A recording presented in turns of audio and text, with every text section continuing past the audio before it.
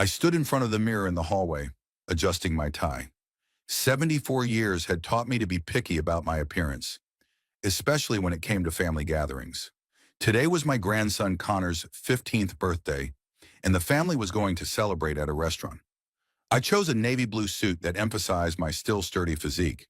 Years of military service and work as a security systems consultant had kept me in shape. Glancing at my watch, I realized I had another half hour before the meeting. That would be enough time to get to a restaurant in downtown Sanford. I grabbed my car keys and headed for the exit, but stopped at the dresser in the living room. On it stood a picture of my late wife, Gloria. It had been 5 years since she'd been gone, but the habit of consulting her picture before important events never went away. I hope everything goes smoothly, I muttered, looking at the familiar face. Gloria had always been the diplomat in our family, skilled at smoothing over sharp edges. Since her death, my relationship with my sister-in-law, Savannah, had grown noticeably colder. Not that they had ever been particularly warm, but now I could sense some tension in every conversation. Savannah had never hidden her displeasure at my continuing to live on my own. She thought it was time to move into a nursing home at my age, or at least closer to her son's family. But I was doing just fine in my own home, and wasn't going to bother anyone. Military discipline and a habit of order helped me to keep everything in perfect condition. Every day I got up at 6 o'clock in the morning, exercised, and ate breakfast at a strictly defined time. My house was always clean and tidy, my bills were paid on time, and my car was properly inspected. I helped Bradley financially. It was a natural thing for a father to do. I paid part of the mortgage, bought clothes and textbooks for the kids, and sometimes paid for their sports. My son worked as a computer programmer for a local company, and the pay wasn't bad, but it still wasn't enough money for a family of 4, especially with Savannah's demands. In the last 3 years, I'd spent about $80,000 on their needs, but I'd never kept an exact count or demanded accountability. Family is family. My sister-in-law liked to dress well, went to the beauty parlor regularly, and dreamed of a more expensive car and home renovations. Her current job at an advertising agency brought a modest income, but her appetite grew every year. Sometimes I noticed how she looked at my house. Big, solid, standing in a good neighborhood. There was something in her gaze that I didn't like. It was as if she was already thinking about how she could rearrange it for her. A few times she talked about how the house was too big for one person, how it could be used more efficiently. Bradley had changed in recent years. Since his mother's death, he had become more withdrawn, calling less, visiting less often. I knew that Gloria's death had hit him as hard as it had me, but sometimes I thought it was more than that. There was a nervousness in his demeanor, especially when we were alone together, like he was hiding something or worried about something. At the last family Thanksgiving gathering, he caught my eye a few times and then averted his eyes, either on the phone or finding an excuse to go to another room. We used to be able to talk for hours about work, about his projects, about the kids. Bradley would tell me about new technologies, explain how the programs he was developing worked. I listened with interest, even though most of what he said was not quite clear to me. But over the past year, there have been almost no such conversations. My son began to answer one-wordedly, often referring to being busy, saying he had a lot of work to do. Children, Connor and 13-year-old Chloe, were the only joy in this family. Connor was into computer games and programming like his father. Chloe practiced dancing and dreamed of becoming an actress. Both grandchildren treated me warmly, although I noticed that Savannah tried to limit our communication. She always found an excuse to pull the kids away when we started talking. This was especially true when I talked about my military service or security work. The kids aren't interested, she'd say, though I could see Connor was listening with great attention. Chloe was a more open-minded child. She could talk for hours about her dance numbers, show me new moves she'd learned in class. There was something of Gloria in her, the same vivacity, the same ability to find joy in small things. Connor was more serious, more like his father at his age. He asked thoughtful questions, was interested in the way things worked, liked to solve puzzles. I picked up a gift for Connor, a new tablet he'd wanted for a long time. The box was pretty heavy. The device cost about $500. Savannah would probably find it too expensive, but the boy deserved a good gift. He was an excellent student and helped his little sister with her homework. In him, I saw echoes of Bradley's character at his age, the same serious approach to things, the same responsibility. Connor had never asked me for money directly, but I knew he'd been saving up for this tablet out of his pocket money for a long time. Stepping out of the house, I surveyed my grounds with a familiar look. The lawn was mowed, the flower beds tended, the mailbox cleared of excess paperwork. Everything looked the way it should in a decent neighborhood. My neighbors were retirees like me, well-to-do people who were used to order. We said hello when we met, sometimes exchanged a few phrases about the weather or local news, but there was no special closeness between us. Everyone was living his own life. I got in my car and started the engine. My sedan wasn't new, but it was reliable and well-maintained.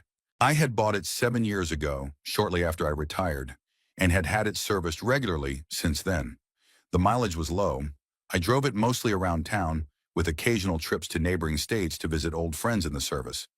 Savannah had hinted more than once that it was time for me to buy something more modern, but I didn't see the point in spending money on something that worked well. Turning on the radio, I tuned into the newswave. The announcer was talking about local events, the opening of a new shopping center, road repairs, and the city government's plans to improve the parks. The measured speech was soothing, creating a sense of stability.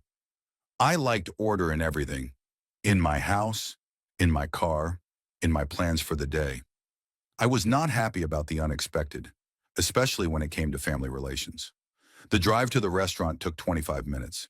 The traffic was light. The traffic lights switched on time, no traffic jams or accidents. I arrived first, as usual.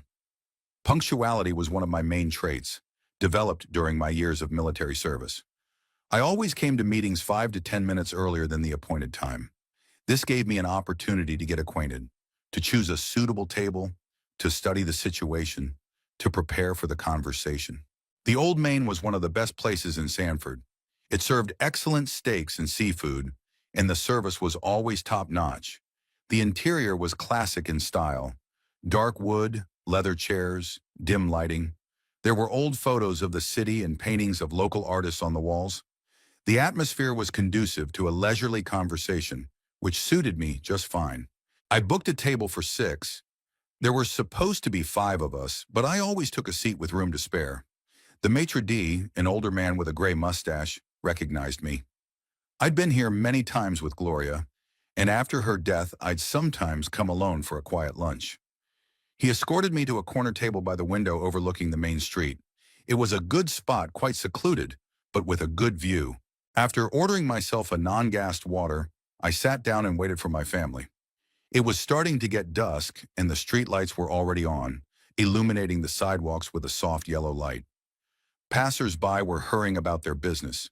Some were going home from their offices, some were heading to stores or other restaurants. The restaurant was not very crowded. Weekday, early evening. That suited me fine. I didn't like noisy places, preferring a quiet environment for family conversations. The waitress brought a menu and a bread basket. I looked over the familiar items, mentally figuring out what the kids would order. Connor usually chose a burger or pasta. Chloe preferred fish or chicken. Savannah liked salads and light dishes, watching her figure. Bradley was not picky about food, but lately he began to eat less, citing stomach problems. 15 minutes later, Bradley and his family walked into the restaurant. I waved at them, and they headed toward our table. Connor walked in front, smiling, clearly happy about his birthday. He was wearing a new shirt and jeans, his hair neatly combed. He was followed by Chloe in a brightly colored dress and his parents. Savannah was wearing an expensive black dress I hadn't seen before, high-heeled shoes and a purse from a famous designer. Her face expressed polite detachment, the usual mask for dealing with me. I stood up to greet the family, anticipating that this evening might not be as easy as I'd hoped. I could already feel some tension in the air, even though we hadn't even started talking yet. Connor was the first to approach me, smiling broadly. 15 was a transitional age, but the boy still retained a childlike directness in his interactions with me. "Hi, Grandpa. Thanks for coming to my birthday party." I hugged my grandson, feeling how he had stretched out over the past few months. Soon he would be taller than me. There was genuine joy in his embrace, and it calmed my premonitions a bit. "Happy birthday, Connor." 15 years is a serious date, I said, handing him the box with the tablet. The boy's eyes lit up as he felt the weight of the gift. He carefully set the box down next to his chair, clearly holding back from unpacking it immediately. Chloe jumped up next, standing on tiptoe to kiss my cheek. She was wearing a bright pink sequined dress.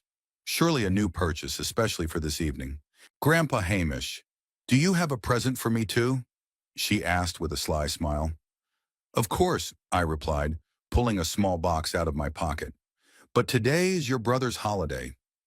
Chloe accepted her gift, earrings with small stones, and immediately asked her mom to help her put them on. Savannah grudgingly complied with her daughter's request without uttering a word of thanks in my direction. Bradley was the last to arrive, extending his hand for a handshake instead of the usual hug. His palm was damp, and I felt a slight tremor in my fingers. My son looked tired, dark circles under his eyes, a slightly wrinkled shirt, a restless look in his eyes. "Hey, Dad, how's it going?" His voice sounded strained. "I'm fine. How about you? You look exhausted." "Lots of work. New project. Tight deadlines." He quickly averted his eyes, settling back in his chair. Savannah sat down across from me without saying hello. She pulled out her phone and started typing something, showing complete indifference to my presence. Her new dress, as I'd suspected, wasn't cheap. The shoes were expensive too, and the purse was from a famous brand. I wondered what money was being used to buy all this stuff if Bradley was complaining about financial difficulties. The waitress came to our table, ready to take our order. I'd already studied the menu and knew what I was going to get: a medium rare steak with vegetables, a simple, hearty dish with no frills. Connor chose a burger with fries, Chloe, baked trout with rice. Bradley studied the menu for a long time, asking the waitress several times about the composition of the dishes. He finally settled on the chicken salad. Savannah ordered a seafood salad and a glass of white wine. "I'll have some wine too," Bradley said. I noticed that he ordered alcohol, even though he usually limited himself to water or juice during family dinners. Something was definitely bothering him. When the waitress left, there was an awkward silence at the table. The kids were looking at presents. Savannah continued fiddling with her phone. Bradley was nervously twirling his napkin. "Connor, how's school going?" "Final exams are coming up," I started the conversation. "Fine. I'm studying for math and computer science tests. I want to go into computer programming like my dad," the boy replied. "That's a great choice. Your dad tells me you have an aptitude for it." I glanced at Bradley, hoping to continue the conversation, but he only nodded, not taking his eyes off his hands. "And I want to go to theater college," Chloe interjected. "To study acting." "That's wonderful. You should follow your dreams," I said. Savannah looked up sharply from the phone. "Theater college costs a lot of money, and then there aren't many jobs for actors. Better to choose something more practical." Her voice was cold. "Chloe's only 13. It's too early to talk about concrete plans." Bradley tried to smooth things over. "Some people start thinking about practical things too late." Savannah looked at me meaningfully. I realized the phrase was addressed to me, but decided not to react. Kids weren't supposed to see conflict between adults. The drinks arrived. Bradley immediately took a big sip of wine, which didn't escape my notice. Usually he drank slowly, savoring it. Today, however, he acted like he wanted to calm his nerves. "Bradley, how's the project going? You mentioned you were working on something important." I tried to get back to the conversation with my son. "Yeah, the project is complicated. A security system for the bank. Lots of responsibility." He avoided a direct look again. "I understand. I had to work with security systems in my day too. In a different field, though." "Times have changed, Dad. What was relevant 30 years ago isn't applicable now." Bradley's voice became harsh. I was surprised at that tone. My son had never spoken to me that way before. He used to be respectful of my experience, interested in stories about my work. "Of course, technology advances, but the principles of security remain the same: protecting information, controlling access, preventing leaks," I replied calmly. Savannah let out something resembling a snort. "Hamish, times have really changed. Things are different now," she said without looking away from the phone. It was the first thing she said, addressing me directly. And she said it to me in the tone she used to explain things to a child. The food arrived. I concentrated on the steak, trying not to show any irritation. The atmosphere at the table was getting more and more tense, and I didn't understand why. Connor unwrapped his gift and admired the tablet. His joy was genuine, and it lifted my spirits a little. "Grandpa, this is the latest model." "Thank you very much," exclaimed the boy. "You're welcome. The main thing is that your studies don't suffer," I replied. "Hamish, can't you coordinate such expensive gifts?"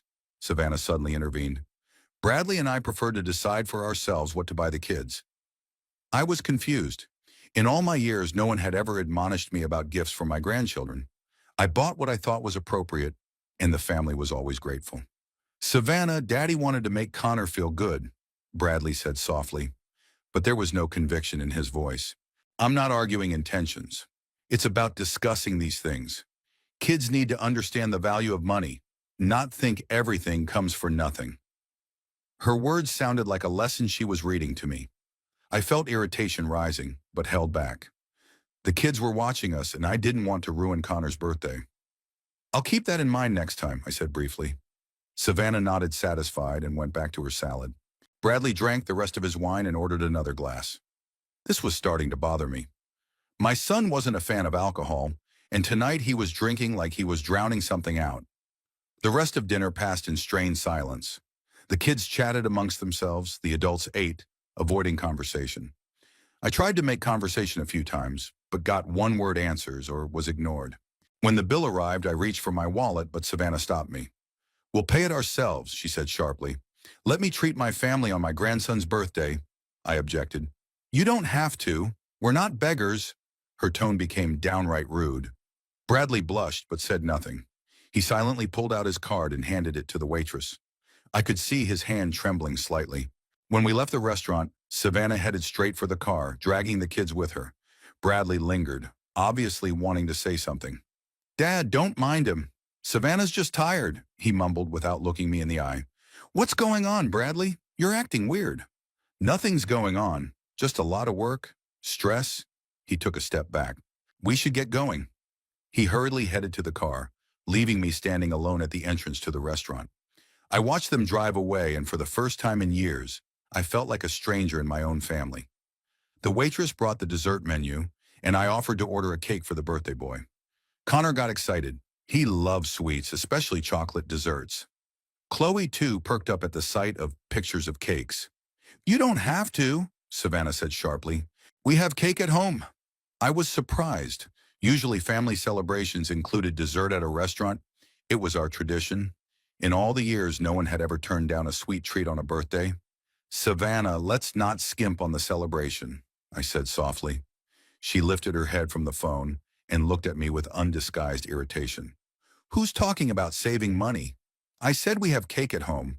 Or do you think we can't provide for our children?" The tone of her voice became openly hostile. The children fell silent, sensing the tension. Connor twirled the box of tablets awkwardly in his hands. Chloe lowered her eyes. "I didn't mean anything by it," I replied, trying to remain calm. "Just wanted to give the grandkids a treat." "Exactly, treat them. To show them what a generous grandpa you are." Savannah leaned forward, her eyes sparkling with anger. "And we're the greedy parents who don't buy their kids desserts." Bradley put his hand on his wife's shoulder, trying to reassure her, but she jerked away sharply. "Don't touch me. I'm sick of this hypocrisy." She looked at me again. "You think money gives you the right to interfere in our family?" "What interference? I just want to be a good grandfather." I was starting to lose my patience. "A good grandfather? You buy your kids expensive gifts without asking their parents, offering to pay for dinner like we're beggars, constantly giving Bradley money, turning him into a daddy-dependent mama's boy." Her words hit like a slap in the face. I was helping my son's family out of love, and she was presenting it as something demeaning. "I help the family because I can afford it, and I think it's the right thing to do," I said, trying to speak softly so as not to attract the attention of the other visitors. "Right? Is it right that you live alone in a huge house that your family could have gotten? Is it right that you keep all your money to yourself, giving it away bit by bit, like a handout?" Now I realized what she was getting at. This wasn't about gifts or dinner. It was about an inheritance. "This is my house and my money. I earned it with my own labor," I replied stiffly. "Earned it 30 years ago. Now you're just taking up space that could benefit a young family." Savannah raised her voice, and several customers at neighboring tables turned around. Bradley finally spoke up. Savannah, stop it. Not here and not now. But she was unstoppable no longer. No, I'm going to say what I think. I'm tired of pretending everything's okay. Your father is a selfish man who only thinks of himself. Savannah. Bradley tried to stop her, but there was no resolve in his voice. Savannah what? I'm telling the truth. Look at him. 74 years old, living alone in a 5-bedroom house, driving an old car, wearing the same suits for 10 years. And we're renting an apartment because we can't save up for a house of our own. Connor and Chloe sat mesmerized, not understanding what was going on between the adults. I felt bad for the kids. They shouldn't have to hear this kind of talk. Kids, why don't you go outside? Get some fresh air, I suggested. No, let them stay. Let them know the truth about their grandfather. Savannah grinned evilly. Let them know he's not as kind as he pretends to be. Savannah, shut up. Bradley was speaking louder now, but she wasn't listening. I won't shut up.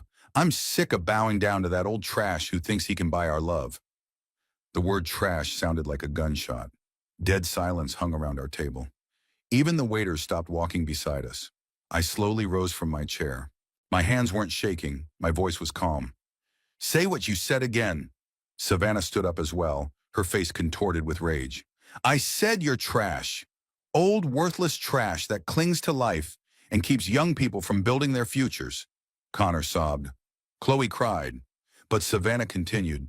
You think we're going to put up with your handouts and smile at you? You think the kids are going to love you for your tablets and earrings? They only love you because they don't know how greedy and calculating you really are. I looked at Bradley, expecting him to stop his wife, to defend me, to say a word in my defense. But my son sat with his head down, clenching and unclenching his fists. Bradley, I called out to him. He looked up. There was pain in them, confusion, but no indignation at his wife's words. Dad, maybe we should talk later, when things have calmed down, he murmured. No, Bradley, talk now. What do you think about what your wife said? The son was silent. The seconds stretched interminably. The entire restaurant stared at our scene. Answer me, I demanded. Bradley stood up, his face pale but determined. Dad, I think that Savannah is right about something. You're really only living for yourself. We've asked you to consider moving closer to us or helping us with a down payment on a house, but you find excuses every time. I've never heard those requests, I said, though deep down I knew there were hints. Because you don't want to hear it. You give us money for little things to feel magnanimous, but when it comes to serious help, you keep your mouth shut.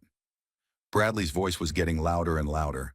People at neighboring tables were already openly ogling our family. I helped you with your education, your first car, your wedding. I transfer money every month for your needs, I replied. Crumbs! You transfer crumbs from your savings, and you're sitting on money like a dragon on gold. This was no longer my son. It was a stranger venting his anger. I pulled out my wallet and placed a few bills on the table, enough to cover the bill.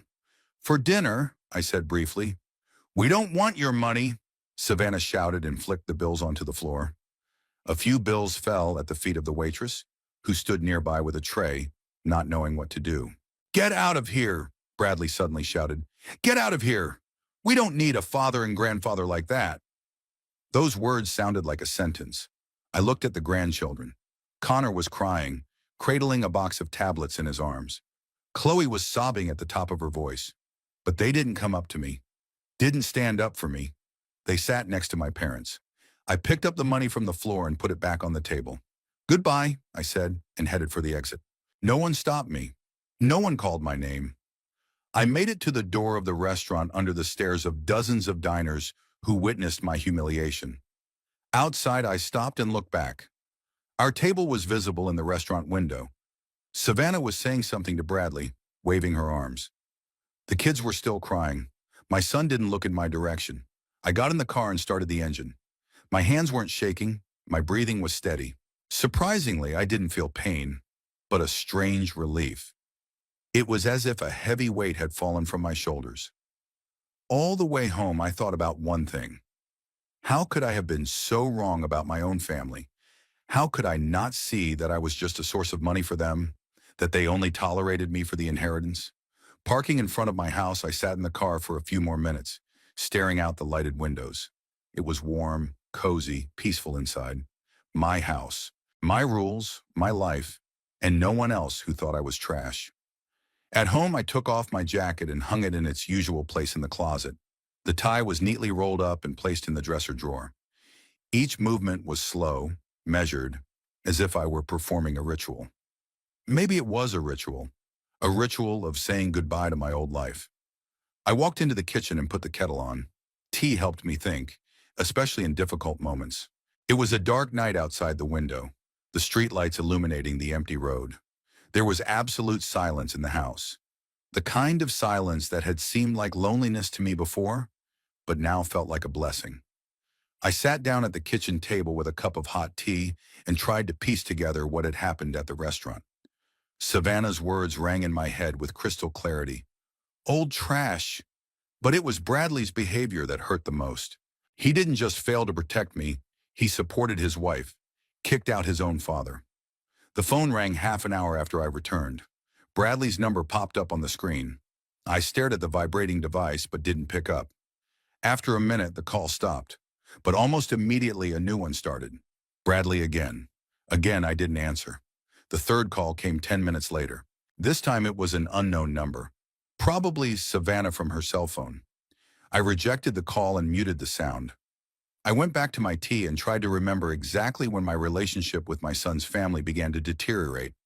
It had definitely gotten worse after Gloria's death, but the roots of the problem went deeper.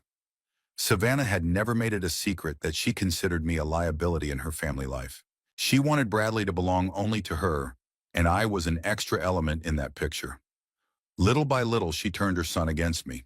Subtle, careful, but persistent. She complained that I called too often, gave too much advice, was too involved in raising my grandchildren.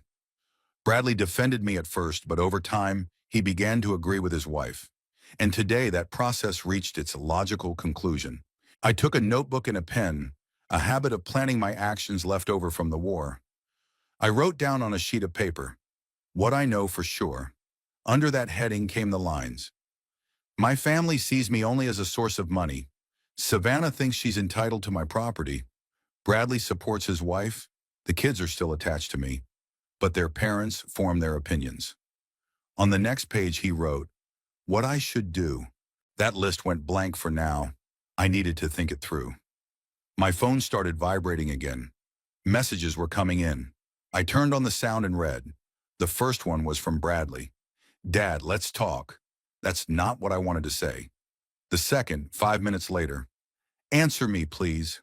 We need to talk about this. 3. Savannah apologizes. She was upset. I grinned as I read the last message. Savannah apologizes? I doubt it. Bradley had probably written it from himself, hoping to soften the situation. But there was nothing to soften anymore. Some words can't be taken back. Some actions can't be undone. The fourth message came, Daddy, the kids are crying. They don't understand what happened. Connor asked why you left. It was a low blow. Bradley knew that the mention of grandchildren would make me react. And indeed, for a second, I thought about calling him. But then I remembered the kids sitting at the table in the restaurant, not standing up for me. They are already making choices in favor of their parents. It's natural at their age. I put the phone away and went back to my notes. In the What I Should Do column, the first line appeared, protect my interests. Underneath it, contact an attorney. Then, revise the will. And finally, block access to joint accounts. The last item was particularly important. Over the years of helping my family, I had opened several joint accounts into which I regularly transferred money. Bradley had access to them and could withdraw funds as needed. The total amount in those accounts was about $50,000. Money for unexpected expenses, the children's education, and family needs. Now, after what had happened at the restaurant, I realized that this money needed to be protected. Who knows what Savannah is capable of in her rage? She might force Bradley to withdraw the funds, thinking it was fair compensation for years of humiliation. I got up and walked to my office. Here in the safe, I kept all the important documents, the will, bank contracts, insurance policies, real estate documents.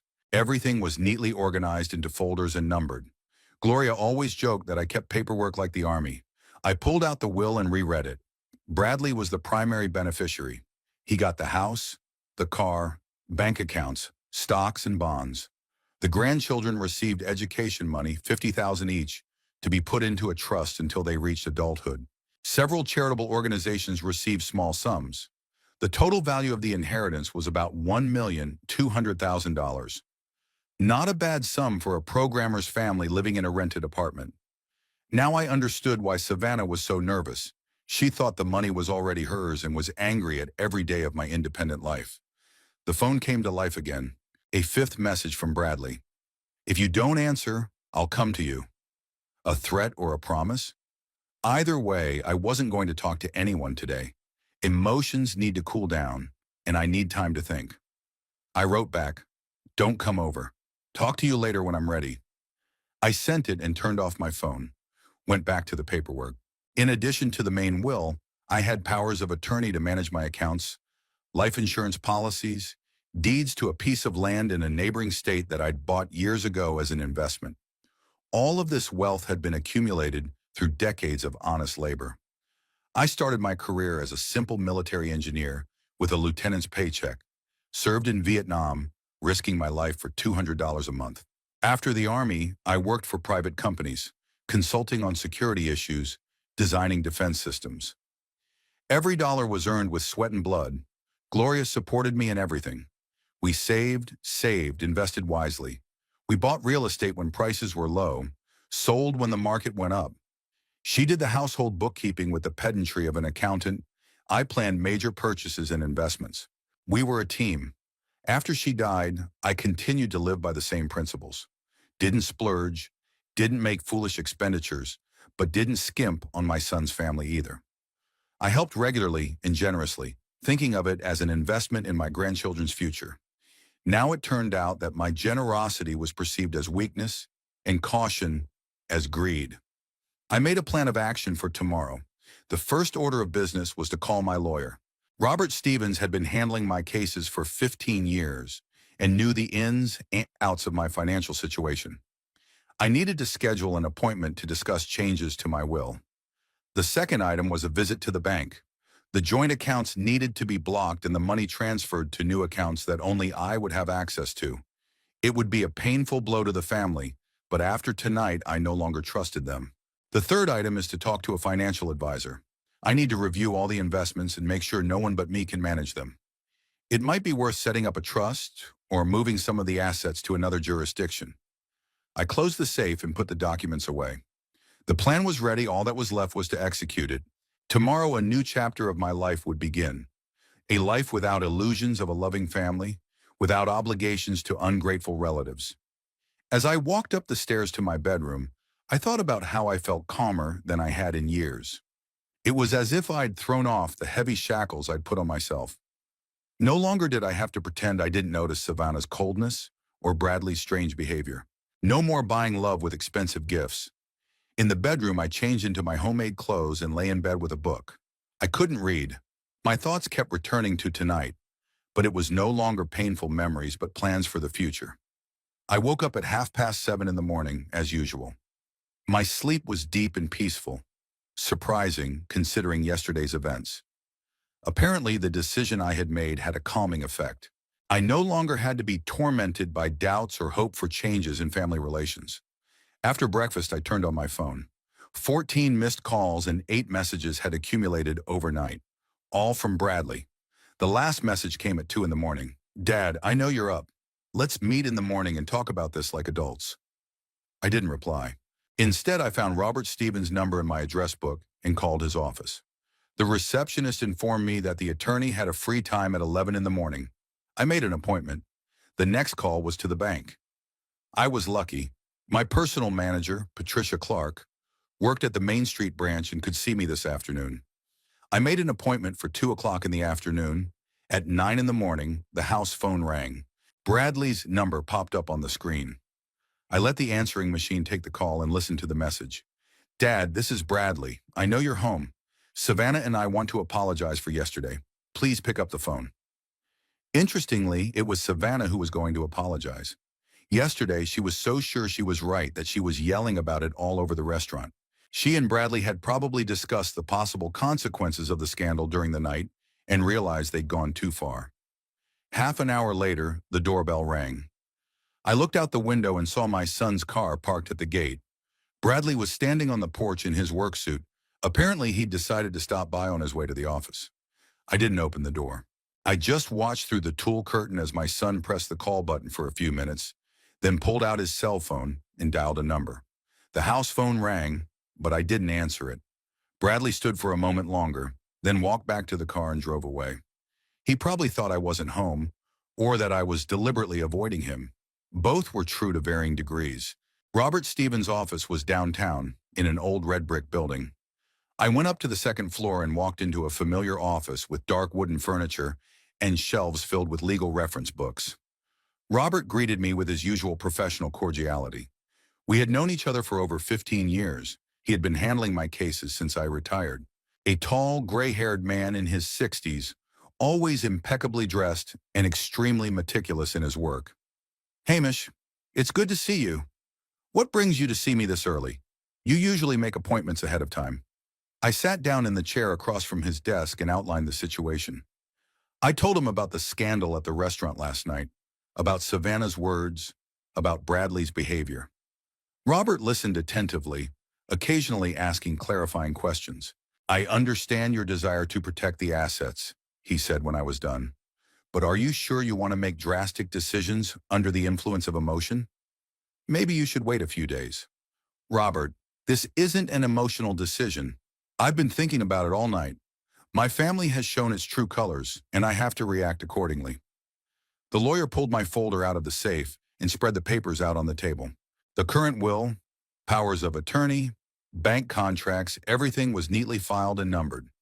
"What exactly do you want to change in the will?" he asked. I pulled a sheet of notes I'd made the night before out of my pocket. "Bradley is no longer to be the primary heir. I'll bequeath the house to the local historical society. Let them turn it into a museum or something useful to the town. I'll divide the bank accounts and investments among several charitable organizations." Robert raised his eyebrows. "And the grandchildren? You were planning on leaving them money for their education." "I'll leave it for now. The kids aren't to blame for their parents' behavior. But the trust fund needs to be set up so that Bradley and Savannah can't access it until the grandchildren are of age." The lawyer wrote down my wishes, occasionally glancing at me sympathetically. "Hamish, I must warn you of the possible consequences. If you disinherit your son completely, he could challenge the will in court, especially if he can prove that the decision was made under the influence. What are his chances of success? Not much if the will is properly executed, but litigation is always stressful and costly. Maybe leave him a token amount. That would make it harder to appeal." I thought for a few minutes. "Okay, let him get $50,000. And not a dime more." Robert nodded and continued writing. "Now about the joint accounts. You say you want them blocked?" "Yes, there's about $50,000 sitting in them. Bradley has the right to withdraw the money without my consent, and I don't trust him anymore. It can be done quickly, but be aware that my son will get a lockout notice right away. He'll know something serious has happened. Let him realize the time for playing diplomacy is over." We worked out the details of the new will for about an hour. Robert explained all the legal nuances, warned of possible risks, and suggested several wording options. In the end, we settled on an option that protected my interests as much as possible and minimized the chances of a successful appeal. "When will the documents be ready?" I asked. "I'll have a draft ready by tomorrow morning. If everything is satisfactory, we can make it official the day after tomorrow." "Great. Now I need a certificate of legal capacity." Robert looked at me in surprise. "Why?" "In case my son claims I made decisions in an inadequate state. Let me have a medical report that I am fully capable and accountable for my actions." The lawyer nodded approvingly. "A reasonable precaution. I know a good psychiatrist who specializes in such cases. Dr. Anderson works out of a clinic on Oak Avenue. I can make an appointment for tomorrow." As I left the attorney's office, I felt a sense of satisfaction at the work I had accomplished. The first step had been taken. The legal protection of my interests had been secured. Now I had to deal with the financial side of the matter. On the way to the bank, I stopped at a cafe and had lunch. My appetite was excellent, which surprised me. Yesterday, after the scandal in the restaurant, I thought I wouldn't be able to eat properly for a few days, but it turned out that taking decisive measures works better than any sedative. The bank greeted me with the usual business atmosphere. Patricia Clark, my personal manager, was a middle-aged woman with a professional smile and an attentive eye. We had been working together for 8 years, and she knew my financial situation well. "Mr. Ottaker, it's nice to see you. What can I do for you?" I explained the situation in general terms, without going into the details of the family scandal. I said I wanted to reorganize my accounts and limit third-party access to them. Patricia looked up my bank products on the computer. "You have 3 joint accounts with your son. The total balance is $47,300. There are also 2 deposits totaling $20,000. I want to close all joint accounts and deposits. Have the money transferred to my personal accounts." "That's possible, but it will take time. Deposits can be terminated with loss of interest. Current accounts are closed the same day." We filled out the necessary paperwork. Patricia explained the formalities and warned of the consequences. "Mr. Bradley Ottaker will receive a notice of account closure tomorrow morning. It's standard procedure." "Fine, let him know." The processing took about an hour. I signed a lot of paperwork, confirmed my intentions several times, and showed my ID. The bank bureaucracy was familiar. I'd been through similar procedures more than once. As I left the bank, I felt strangely relieved. It was as if I'd severed the last threads that bound me to my ungrateful family. Now Bradley and Savannah couldn't count on my money. If they wanted a better life, let them earn their own. At home, I sat at the kitchen table with a cup of coffee and summarized the day. The will would be changed, the joint accounts would be closed, the medical certificate of capacity would be prepared. A few more technical issues remained to be resolved. Revoking powers of attorney, changing the beneficiaries of insurance policies, reviewing the investment portfolio. The phone was silent all day. Apparently Bradley had decided to give me time to cool off, or Savannah had forbidden him to call again, deeming it useless. Either way, I was okay with the pause. That evening, I pulled out the family photos and spread them out on the table. Here was Bradley as a child, a serious boy with intelligent eyes. Here's his graduation from university. He's hugging me and Gloria, all 3 of us smiling for the camera. Here's the wedding. Savannah looks almost angelic in her white dress. And here are pictures of the grandchildren. Connor with the first computer I gave him. Chloe at a dance recital in her princess costume. Family holidays, birthdays, trips together. When did it all end? When did love turn into calculation and family bonds into financial obligations?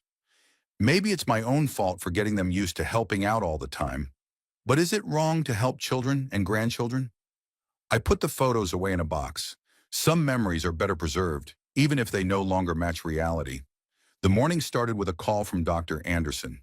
The psychiatrist was able to see me as early as 10 o'clock this morning.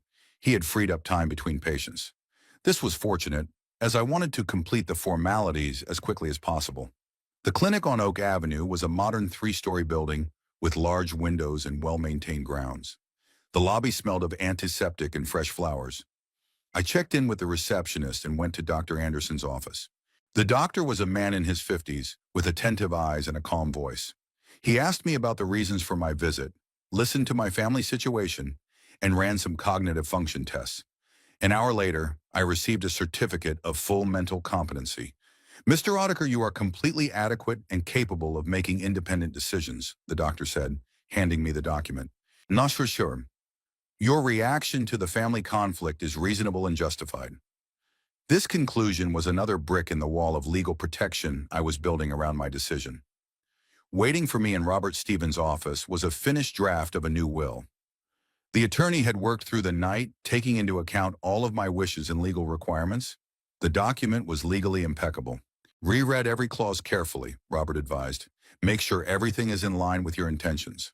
I read every line. The house was bequeathed to the Sanford Historical Society with the stipulation that a museum or cultural center be established.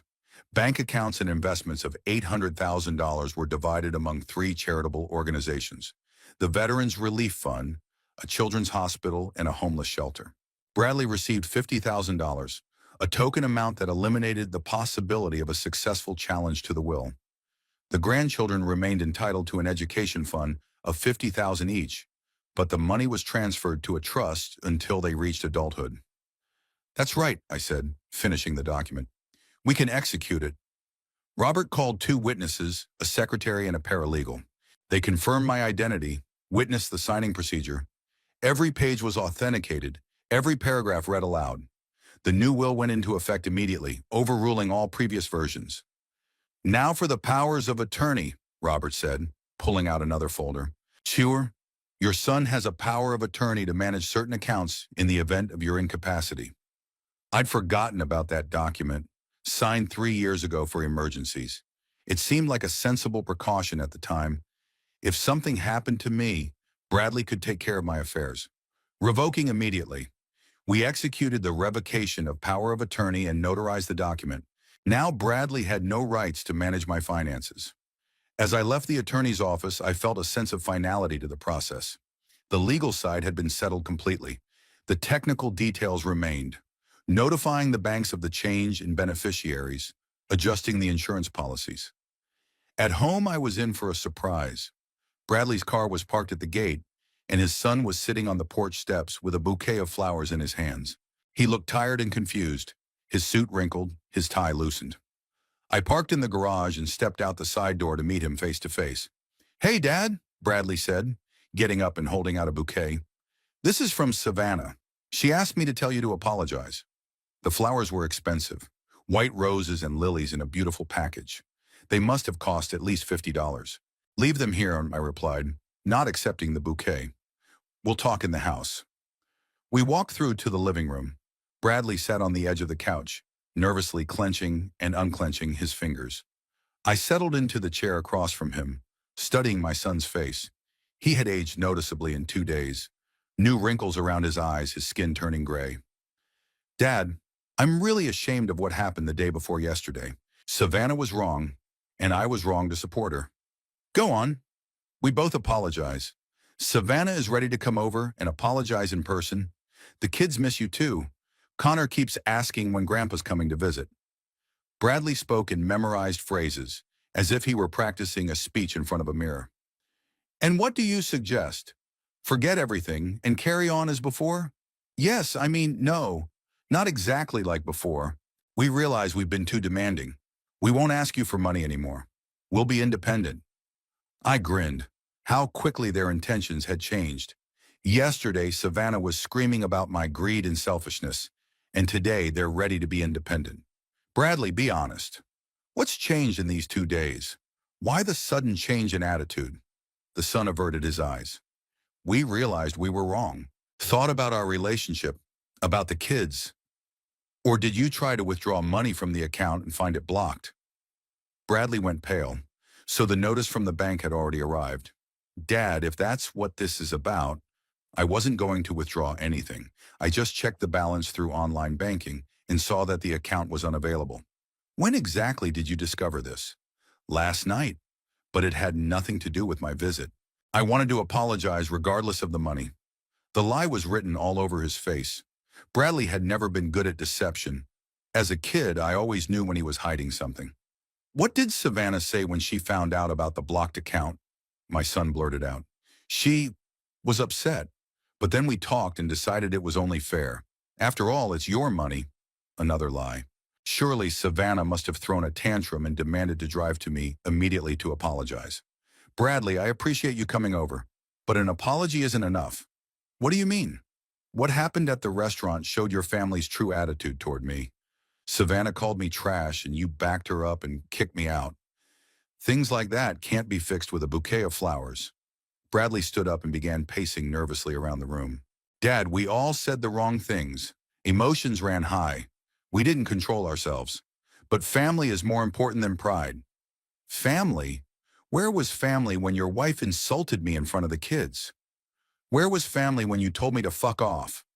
"That's not what I meant to say." "You said exactly what you thought you were going to say.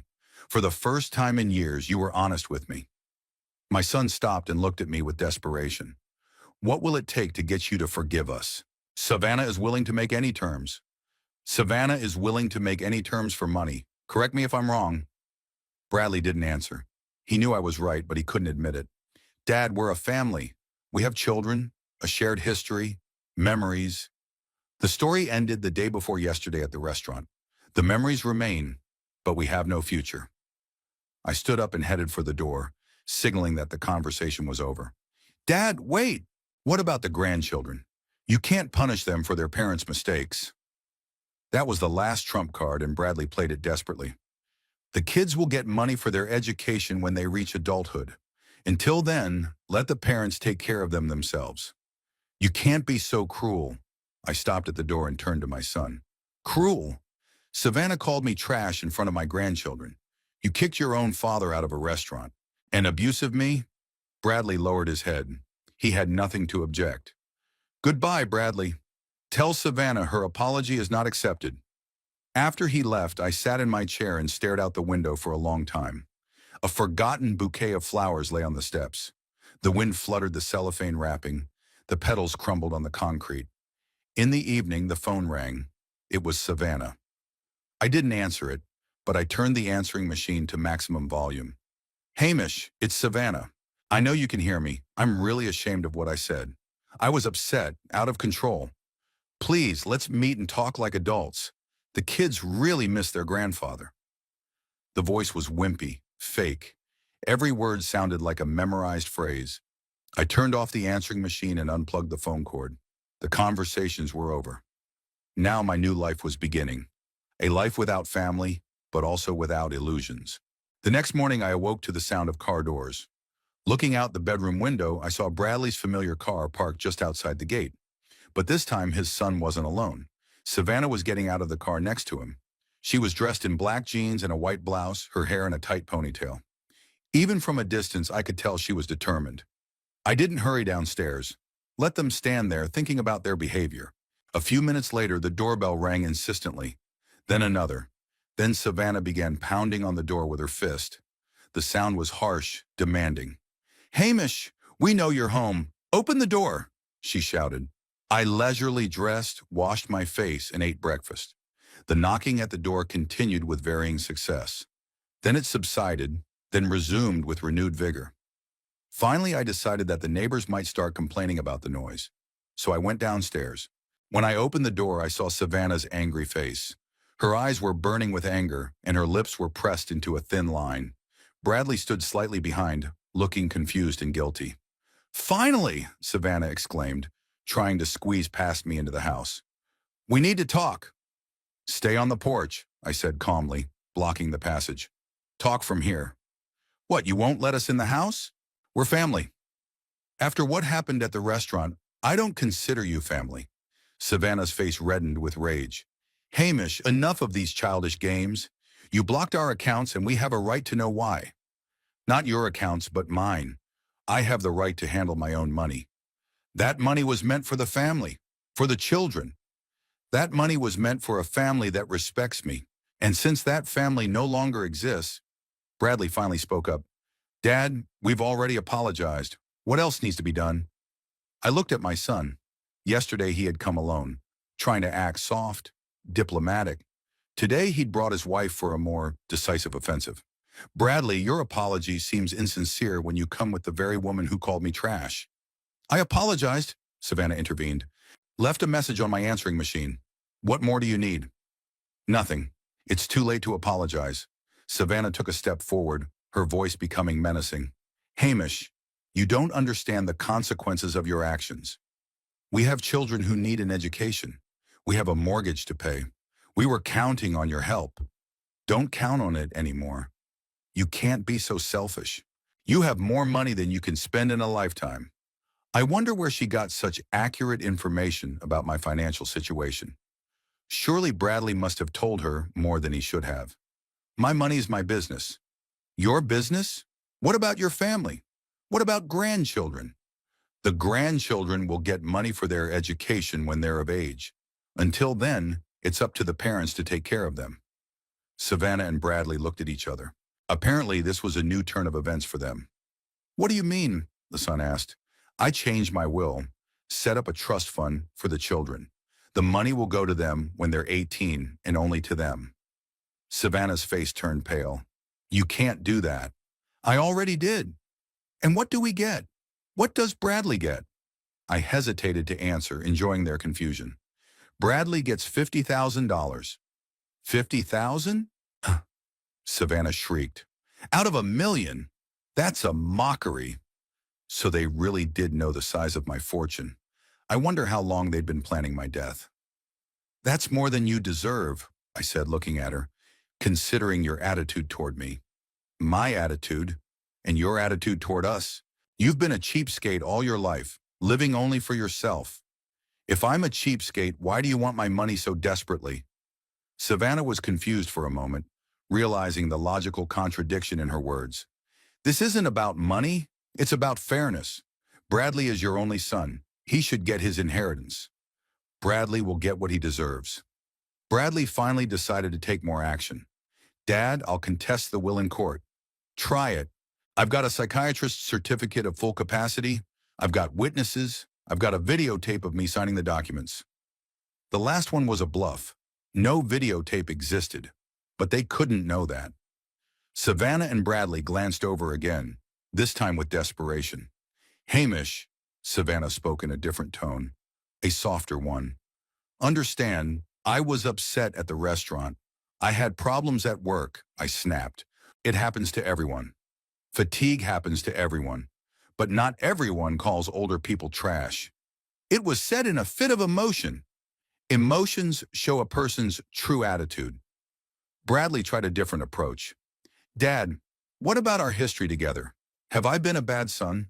Didn't I take care of you after Mom died? You cared as long as it didn't require serious sacrifice. As soon as your wife gave you an ultimatum, you chose her. I didn't choose. I was just trying to keep the family together. You did. Now you have a family of 4, and I have peace of mind. Savannah couldn't take the soft tone and exploded again. You think you're going to punish us? We get by just fine without your money. Bradley gets a good paycheck. Then why are you here? We wanted to restore family relations.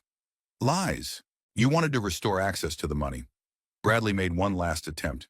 Dad, okay, let's say you don't forgive us. But think of the kids. Connor and Chloe aren't responsible for anything. The kids will get their inheritance. In the meantime, let the parents work and provide for them on their own, like millions of other families do.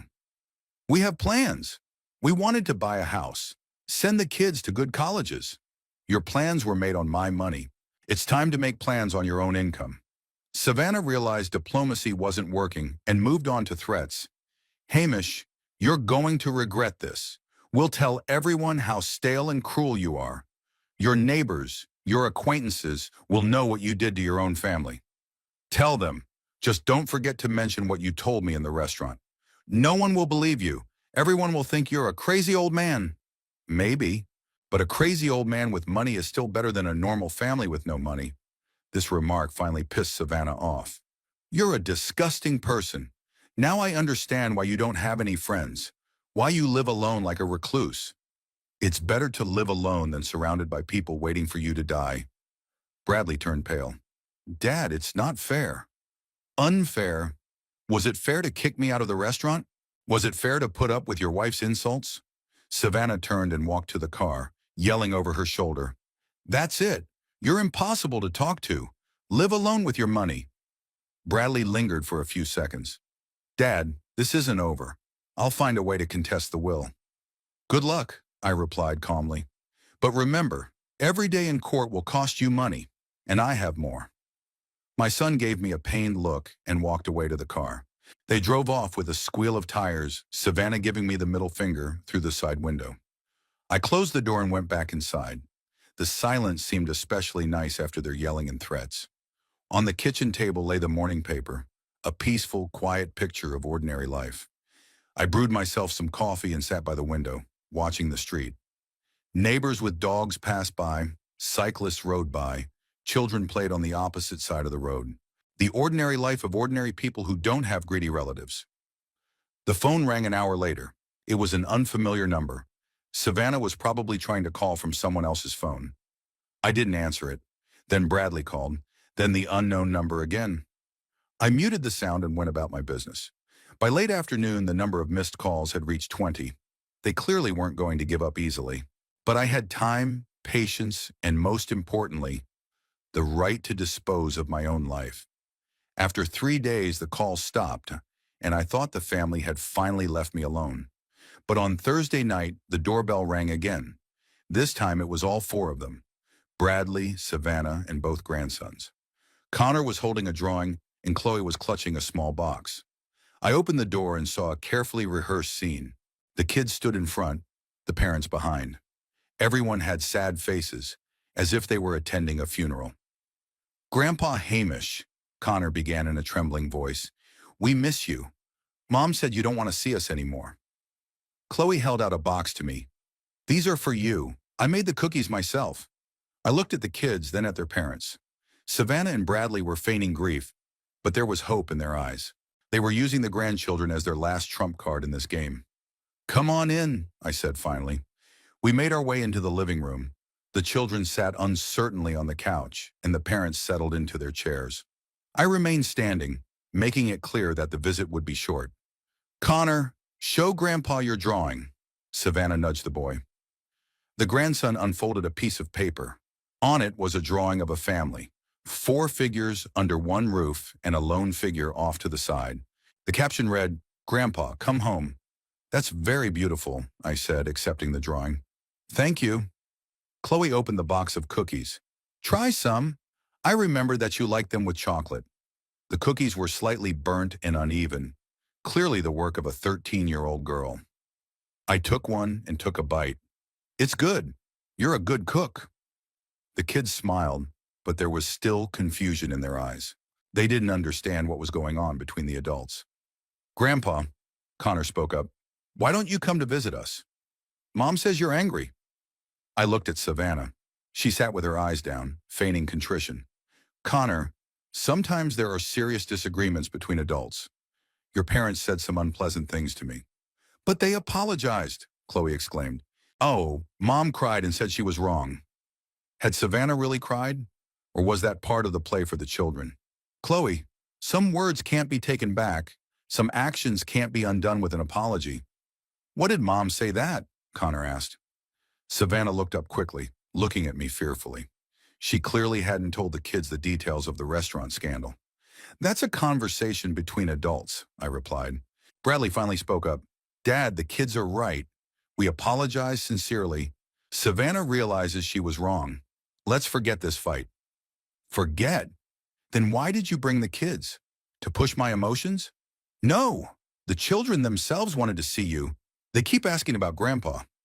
I sat down in the chair across from the family. It was time for a final explanation. "Okay, let's talk frankly. But first, the kids need to know everything." Savannah turned pale. "Hamish, why traumatize the kids?" "Traumatize them? Didn't what happened at the restaurant traumatize them?" I turned to my grandchildren. "Connor, Chloe, on Connor's birthday, your mom called me trash. She yelled that I was old and no one wanted me. And your dad told me to get the hell out of the restaurant." The children looked at their parents, dumbfounded. "Mom, is that true?" Chloe asked. Savannah struggled to find the words. I was upset. I didn't want to hurt Grandpa." "But you did hurt him, didn't you?" Connor kept up. "Yes, I did. And I'm really ashamed." I continued. "After that, I realized that your parents only saw me as a source of money. When I stopped giving them money, they came running right away apologizing." "That's not true," Bradley exclaimed. "Ah, we don't love you for the money." "Then why did you find out about the blocked accounts before you decided to apologize?" Bradley fell silent, realizing he was caught. Connor looked confusedly back and forth at his parents and then at me. "Grandpa, but you're a family. Families are supposed to forgive each other." "You're right, Connor, but families should also respect each other, and your parents don't respect me." Chloe cried, "I don't understand.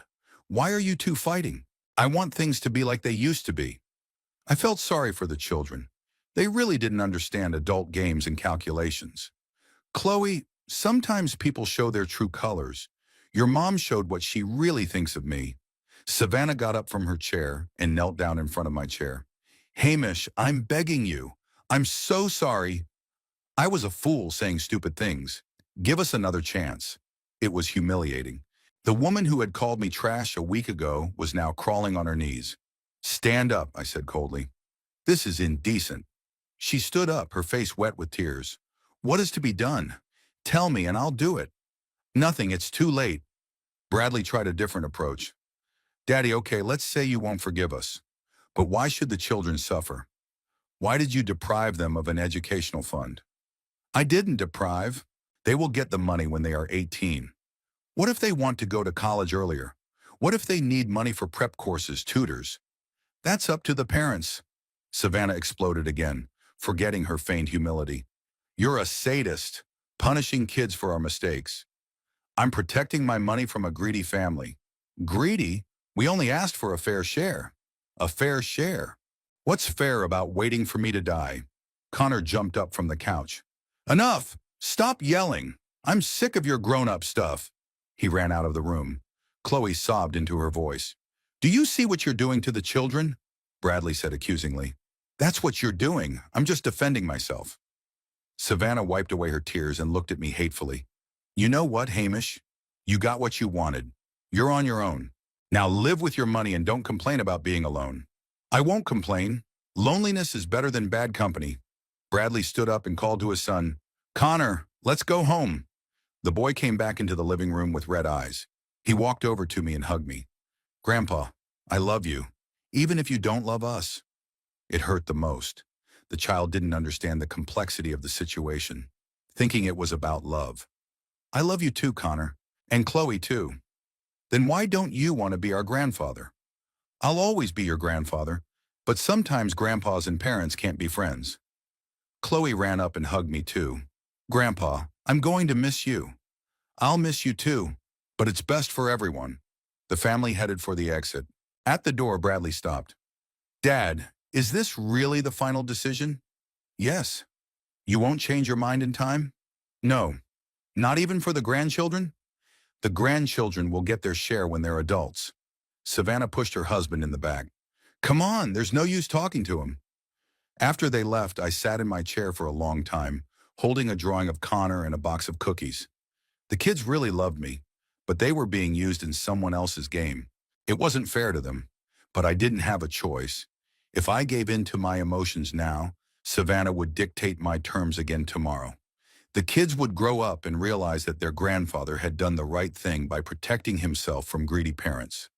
I put the drawing away in my desk drawer. Someday, perhaps, I will show it to my grandchildren and tell them about how their parents tried to use their children's love to get money. After the visit with the grandchildren, a week of relative calm passed. I was beginning to think the family had finally realized the finality of my decision. But on Monday morning, a bouquet of flowers appeared on the porch with a card from Chloe. In childish handwriting, it read, To Grandpa from his loving granddaughter. Please forgive Mommy and Daddy. On Tuesday, a letter from Connor arrived. A story about schoolwork, new friends, and plans for summer vacation. At the end, he wrote, Grandpa, I really miss our conversations. Mom says you are sick and can't see us. Get well soon. So Savannah was telling the kids that I was sick, a convenient lie that explained my coldness and allowed me to maintain my image as a loving grandfather in the eyes of my grandchildren. On Wednesday, the house phone rang. It was a strange woman calling, introducing herself as Martha, Savannah's aunt. Mr. Ottaker, Savannah asked me to call. She told me about your family problems. I listened in silence. You see, I've known Savannah since she was a little girl. She's an impulsive girl. She can say a lot of things, but she has a good heart. Go on. The family is going through a difficult time. Bradley could lose his job. Their company is downsizing. The kids need stability. Interesting information. Bradley didn't say anything about problems at work. Either he was hiding it from me, or Savannah's aunt was making it up for dramatic effect. Mr. Ottaker, you understand that the children are suffering the most. They love Grandpa and don't understand why he rejects them. I'm not rejecting the children. I'm rejecting their parents. But the children don't share that. To them, you're one family, not united. Their parents broke the family ties themselves. The woman was silent for a moment, then changed tactics. What will people say? Your neighbors, your acquaintances? What will they think of a man who turned his back on his own grandchildren? Let them think what they want. Mr. Ottaker, I know you've been offended, but doesn't Christian charity demand forgiveness? A religious argument. Surely Savannah must have studied my background and knew I attended church occasionally. Mercy doesn't require being a fool. How can you say those things about your own family? I say what I think. Goodbye. I hung up the phone. Bringing in relatives was a predictable move. Soon, surely others would start calling as well. Indeed, on Thursday, a man who introduced himself as Uncle Bradley, my late wife's brother, called. I didn't know Gloria had a brother. In all the years of marriage, she'd never mentioned him once. Hamish, this is Richard Coleman. I'm Gloria's brother. Prove it. Prove what? Prove you're my wife's brother. Give me Gloria's maiden name. The man stammered. Look, it doesn't matter who I am. What matters is that you're doing wrong to your family. You're not Gloria's brother. She didn't have any brothers.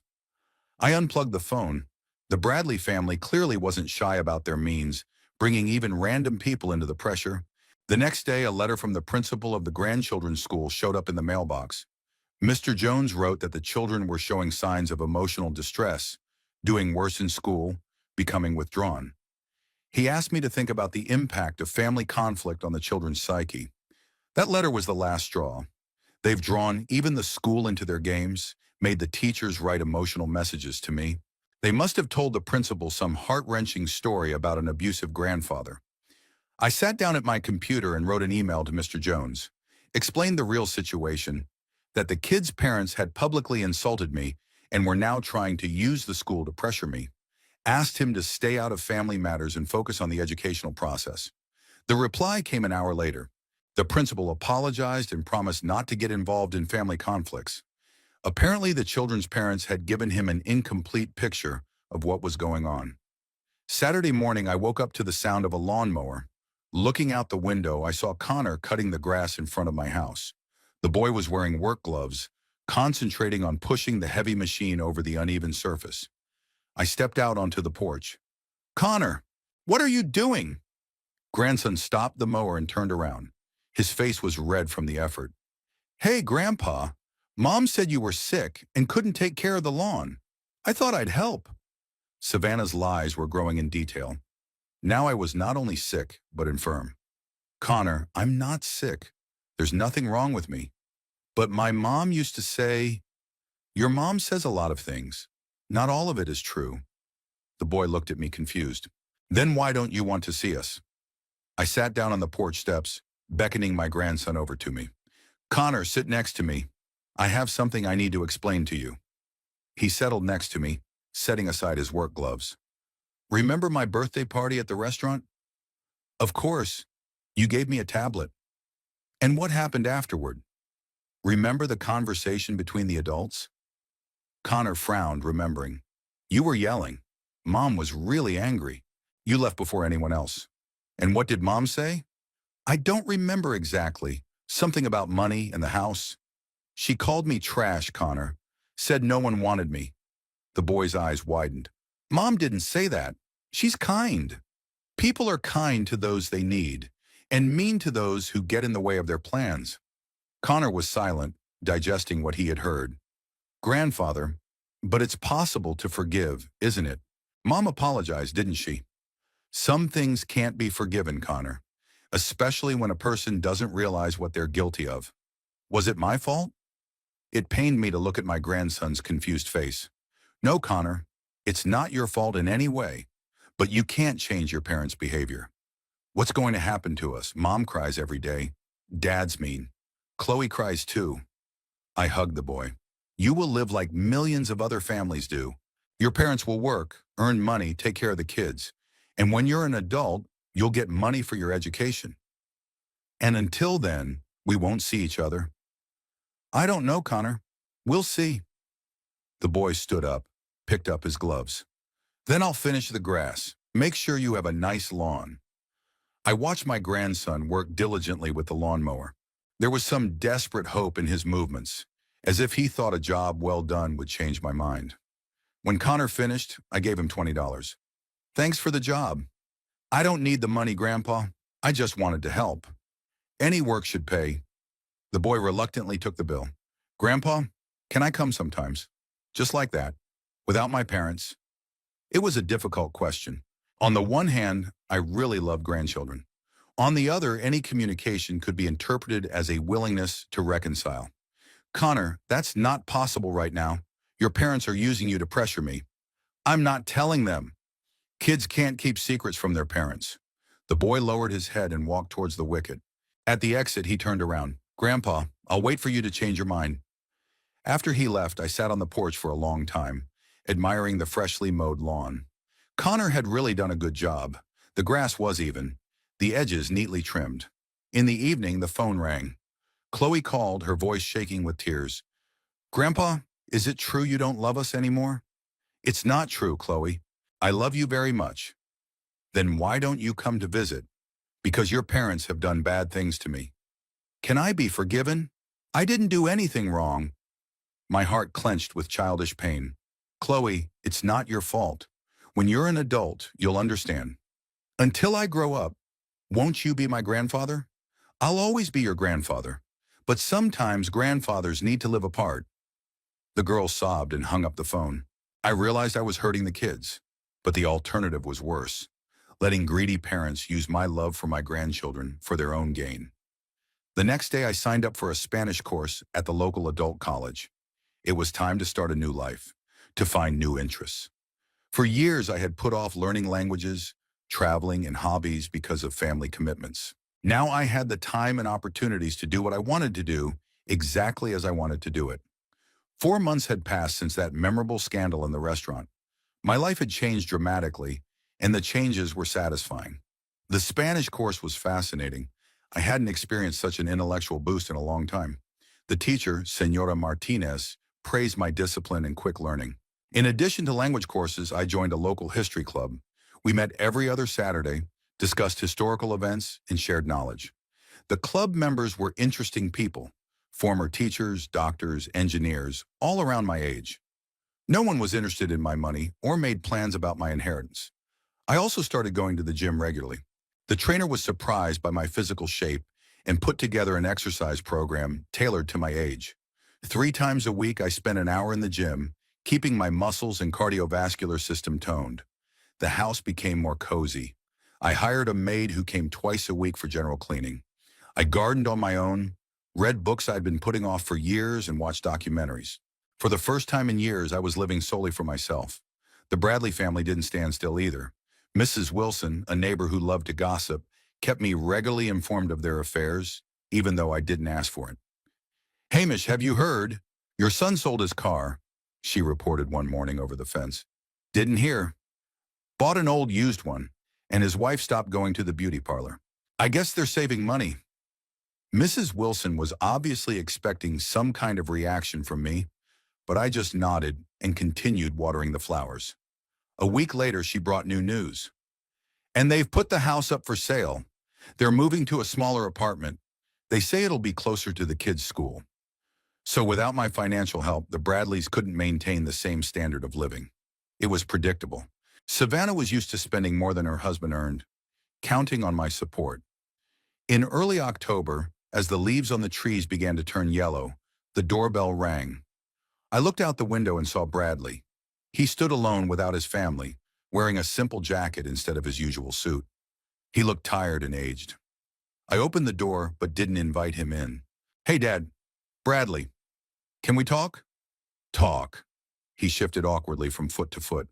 Why don't you let me in? It's cold outside. Talk here. The son sighed and began his speech. Dad, it's been a few months. We've been rethinking a lot of things. Savannah has realized how wrong she was. What exactly did she realize? That I shouldn't have talked to you like that. That family's more important than money. I wonder when exactly she had that epiphany. Probably the moment she ran out of savings. Go on. We want to rebuild the relationship. The kids keep asking about Grandpa. And what do you tell them? That Grandpa is sick. Chloe wants to visit you, bring you some homemade soup. Same old lies about being sick. Convenient way to explain to the kids my absence from their lives. Bradley, why are you here? My son was quiet, gathering his wits. We're having financial difficulties. We're moving into a smaller apartment. Had to sell the car. Savannah quit her job. Layoffs at the ad agency. And we're asking for help. Not forever, just to get through a rough patch. There it was, the real reason for the visit. Not remorse, not a desire to rebuild family ties. Just another request for money. How much do you need? 20,000 is enough for the down payment on the apartment and emergency expenses. And then, once we get back on our feet, we won't ask again. I grinned. Same old song. Bradley, do you have any idea what just happened? What do you mean? You came to ask for money from the man your wife called trash, who you kicked out of the restaurant? The son blushed. Dad, we've changed. It's the circumstances that have changed, not you. If I didn't have the money, you wouldn't have come here. That's not fair. Fair. Months of silence and then a sudden visit when you needed money. Very telling. Bradley tried a different approach. Okay, let's say you're right. But think of the grandkids. Connor dreams of a new computer for school projects. Chloe wants to continue dance classes, but they're expensive. Using the kids as an argument was expected. Connor will get a computer when he's 18, along with money for education. Chloe will too. And in the meantime, will they limit themselves to everything? They'll live within their parents' means, like most kids live. The son was desperately looking for new arguments. Dad, you see us suffering. Isn't that enough? Aren't we already being punished? You're not suffering. You're learning to live on your own. What if I told you that Savannah was willing to come and apologize in person, publicly in front of witnesses? You'll say it's too late. Bradley lowered his head. All his arguments had been exhausted. Final then? Definitely. Even for the kids. Especially for the sake of the kids. Let them see that there are consequences for actions in life. The son turned and walked toward the wicket. At the exit, he stopped. Dad, what if we move to another town? Start fresh? Move. That's your right. Won't you miss your grandchildren? I will, but it's better than letting you take advantage of my love for them. After he left, I went back into the house and sat in my favorite chair with a book.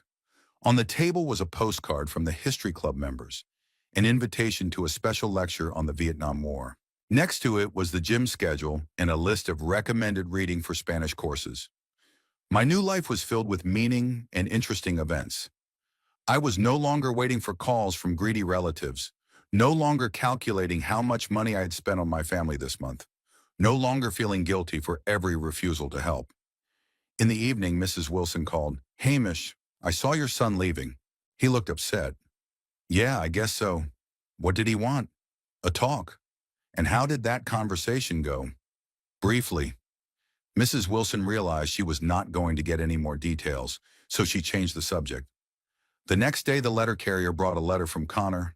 The boy wrote about school, about new friends, about his family moving to another part of town. At the end, he added, Grandpa, I will remember you always. When I'm an adult, I'll definitely come to visit. That's the letter I saved. Maybe Connor really will come someday, and then we'll talk like adults, without the pressure of parents and family manipulation. In the meantime, I was living my life, studying Spanish, reading historical works, keeping physically fit, enjoying peace and independence. For the first time in years, I was truly free. I still had the money. I still had the house. I still had my dignity. And the family that thought I was trash was no longer in my life. And I didn't regret it.